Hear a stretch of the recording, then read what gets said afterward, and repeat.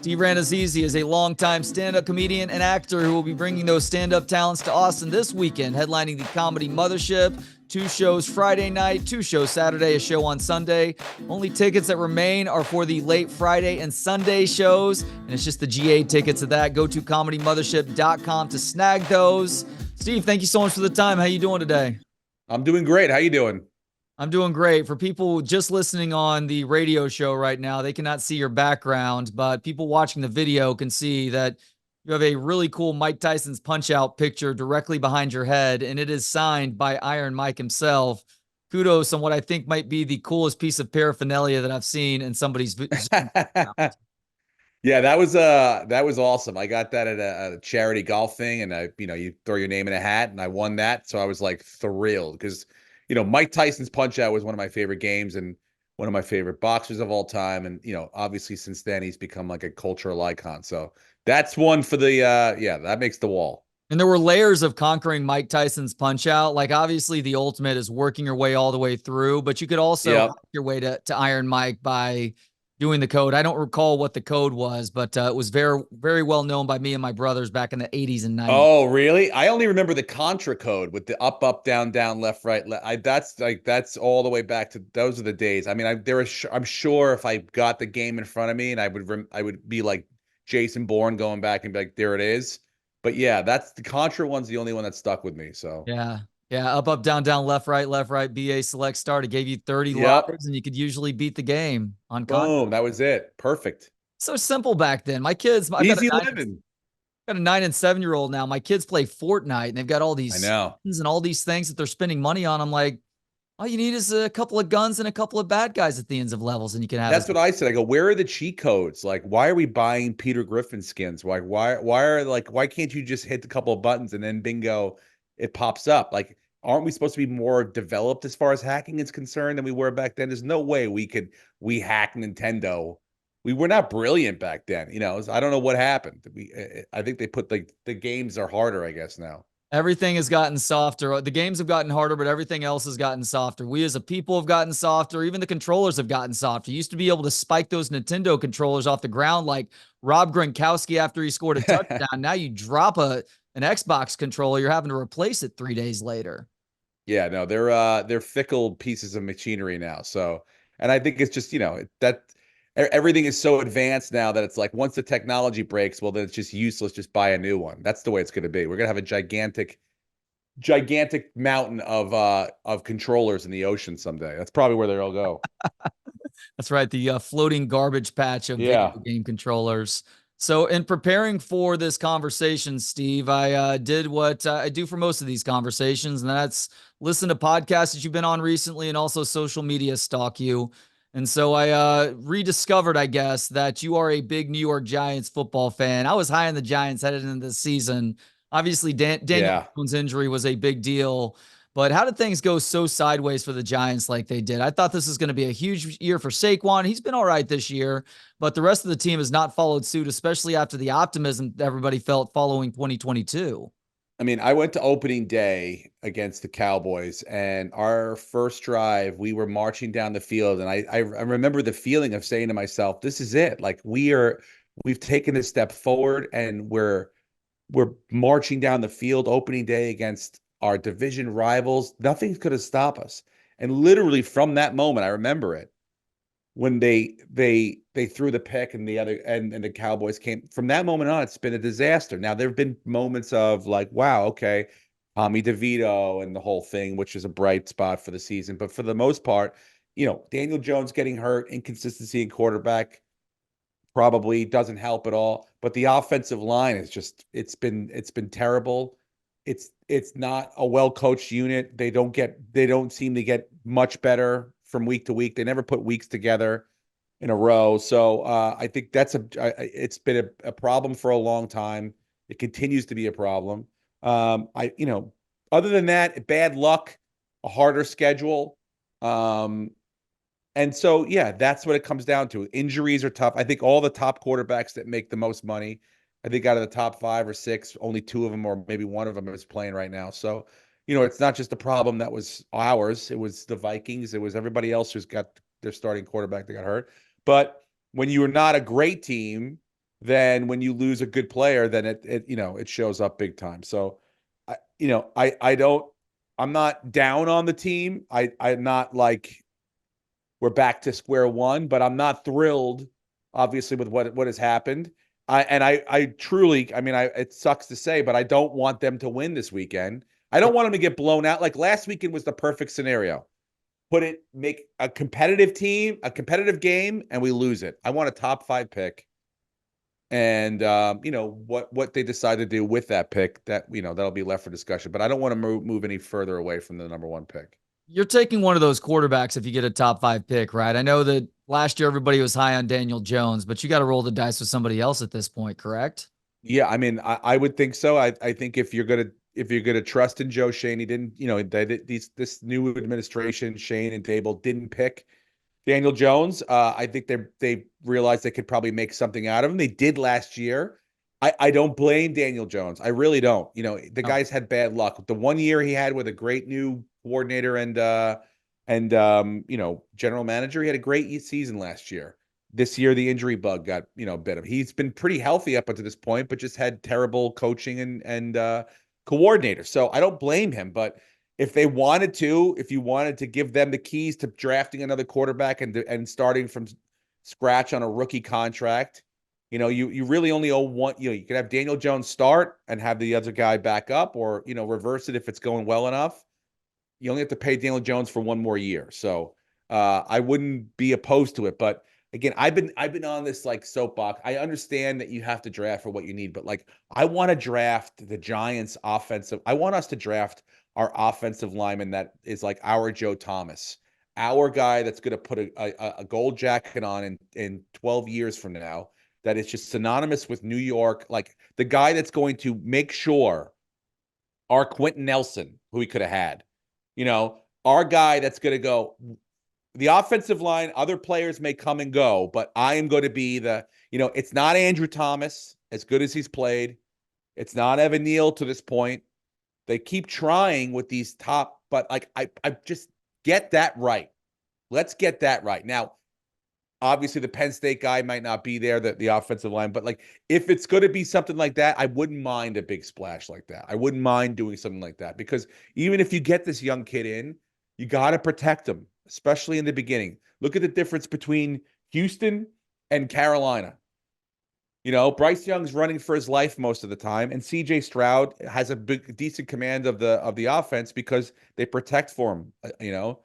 So I think you can't get there unless you have the right sort of protection, and that's what I'm a firm believer. But look, take a quarterback, I wouldn't blame him. So I'm an NFL bastard at this point. I was an Oilers fan back in the day, and it was an adult when the Oilers got ripped out of Houston. Tried to root for the Titans. That didn't work. Like they fell a half yard short of a Super Bowl title, and it didn't affect me at all. And the Texans, they're cute, but I was also an adult when the Texans came to be, and you got to be a kid to really form those hardcore allegiances, right? So I'm more of a Texas Longhorns fan than anything else. I've watched that program toil and near obscurity for the last 10 plus years now because their lines of scrimmage were so bad. They finally have started getting that right in the last couple of years. And look what happens. They make it all the way to the college football playoff. Went to the game in New Orleans on Monday. It's why my voice sounds like this right now. I apologize. And even though they fell a little bit short, you feel great about the direction that they're headed because they've finally gotten the line of scrimmages good. And so everything else becomes so much easier when that happens. You can make a mediocre team look really good with a good line of scrimmage. If your best unit is your offensive line, you're going to have a pretty good football team. Okay? You may give up 40 points on the back end, but if you can block for your quarterback, regardless of who they are, you give an NFL, a professional athlete who gets to the point where he's considered quarterback in the NFL, enough time to throw the ball, most of them will get the job done. The good ones will look great, and the great ones will be unstoppable. So to me, it's the most important. It's the most important unit in the entire football team. You can get, look at the Broncos in the 90s. You get those guys where insert running back here, but we have the offensive line and the offensive scheme to run the ball and make everyone look good. It works. Steve Scar, how do you say his last name? Sarkisian. Yeah. I mean, he's emphasized that. A couple years, he's turned the team into, obviously, they were in playoff contention to win this year. And you build an offensive line, you protect your quarterback, you can run the ball.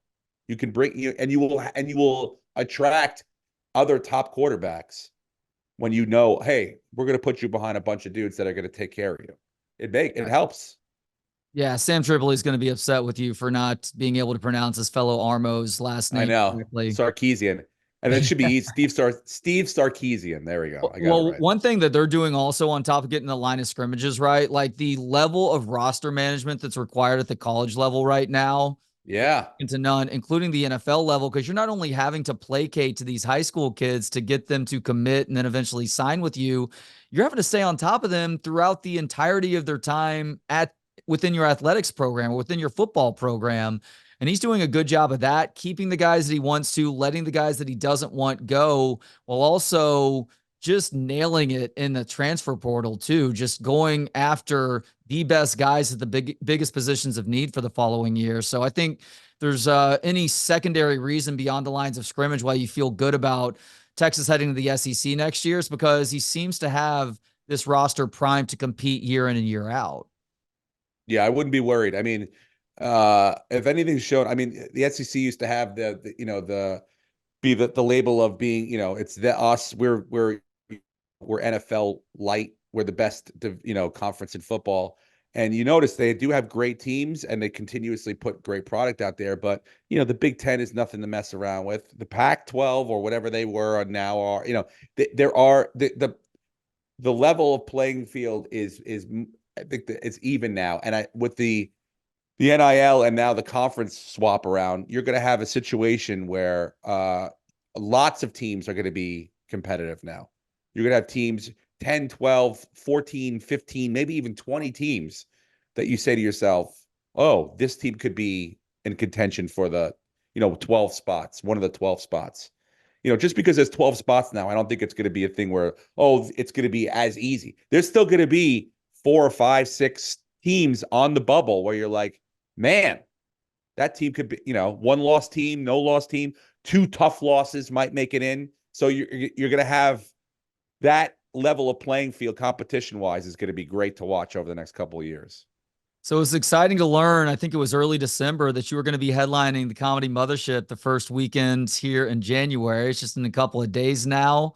Obviously, your buddy Ari has headlined there, and I see through, again, social media stalking you on Instagram that you, Ari, Ryan O'Neal, a former friend of the show, Jason Tebow, back when he was doing the NFL Red Zone thing on Sundays, you guys have been touring over the last several months and years. So how excited are you to get to check out the Comedy Mothership this weekend? I'm thrilled because I've only heard great things. I follow them on social media, obviously, and you get the pictures every night of what's going on and the people they have there. Willy Wonka's built a chocolate factory, and it's really wonderful. And I can't wait to go try it out. I've heard the crowds are great. The shows are selling unbelievable. I think 2 or 3 of them already sold out. So if you're looking for tickets, get them now. I'm bringing Ryan O'Neal to work with me, so he's going Oh, to come down nice. and open for me this weekend. So he'll be here, the Indiana ass kicker. So he'll be in town, and yeah, so we're gonna have a great time. I'm really looking forward to it. Yeah, O'Neal is, he may not be as well known as the likes of Steve Rannazzisi. He is hilarious, though. Make sure to check him out. Hilarious. You're right. There aren't a ton of tickets remaining. People need to go to comedymothership.com. They will be sold out by Friday night, certainly by Saturday night as well.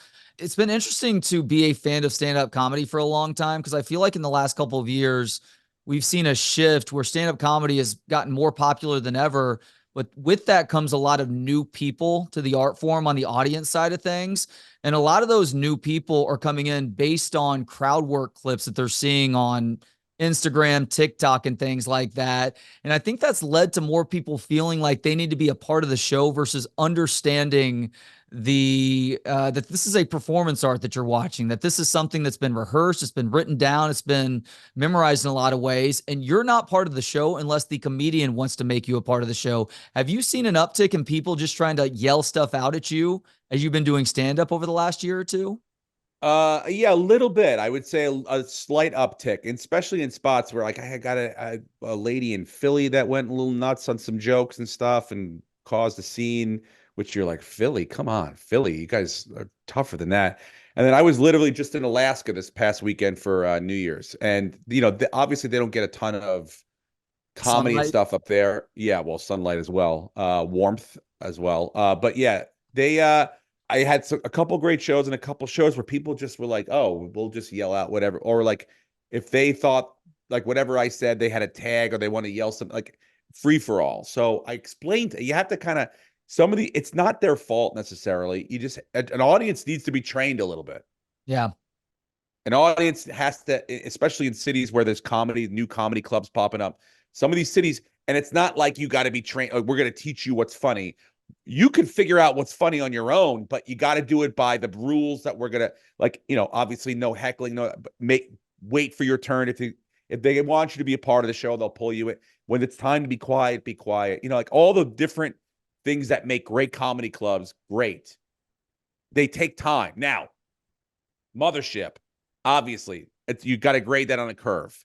You're coming to a great city, a great comedy city previous to Joe going there with his club. Yeah. And on top of that, you have a comedian, a great comedian building a place that he wants other great comedians to want to perform at. So those audiences I'm sure, are going to be immediately amazing because it takes, when you have that kind of person in charge who wants to build that kind of place, it makes it better. It makes comedians want to come there. And so it's important. Yeah, and Joe has borrowed from the idea that the Comedy Store has done so well out in LA for the longest time, where pretty much everybody working in that club is a comedian, and they do a good job of communicating to the people that they are taking to their seats what the rules are and making sure that everybody understands that. You will still get the occasional Yahoo, though. Like I saw somebody start to try and go after Tony Hinchcliffe, which is a terrible person to try and go after. One of the first months that the mothership was open, and they just got tossed straight out of there. She didn't like something that he had said, and her boyfriend was like giving her the side eye, and he stayed in his seat. Like she got thrown out. He's like, "Sorry, I want to see this show. This is a Rogan and Friends show, so I'm not going anywhere." So she got embarrassed like that. But the last time I saw something happen at the mothership, it was somebody who had just either done too much of something. I don't know if it was alcohol, it probably wasn't weed. Yeah. There was something else going on to where they literally had to receive assistance just to get out of the club because there was a potential medical episode there. Yeah. Well, people, edibles now, people hit the gas. And you don't know. It's not like you watch them drink 10 drinks or they have 5 empty glasses in front of them or, there's, paraphernalia around them. You eat an edible before you come in. And next thing you know, I'm a huge pot advocate. I love pot, but it's like sometimes people need to know they hit the gas too hard. It is a thing where you can go crazy on it. So, people get a little bit nuts, especially in comedy clubs where they feel that relaxed. And yeah, once in a while you'll run across that. But for the most part, it's just, yeah, it's individuals who don't really know how this art form works and what to do and what not to do and how do they handle themselves. So it takes a little bit of managing, little bit of sometimes security. But for the most part, I would say it's less than 1% of the time that you run into something like that. What was the subject that triggered the woman in Philly? I had done a joke about meeting my wife because I would ask people that this couple told me they met on Tinder. And I said, that's not bad because I met my wife because I dry humped her from behind with no consent to R. Kelly's Bump and Grind in 1997. So I don't know what's worse, right? So this lady was like, she was basically like consent and rape jokes are not funny under any, so you get that. And you're like, okay, well, I understand your point. That joke wasn't for you. You didn't like it. Let's move on. Like, let's be adults. Even if you didn't like it so much you want to leave, then just get up and leave. But you don't have to make a thing out of it. Nobody can. You're not going to start a thing in a comedy club where everybody gets on your fucking side. Unless the comedian has gone off the fucking, we've had a couple instances of people losing their mind, comedians on stage. I don't want to name who, but, we all know who the classic ones are. So it has happened. Yeah. But, for the most part, everybody just wants to watch the guy or the person, the comedian work.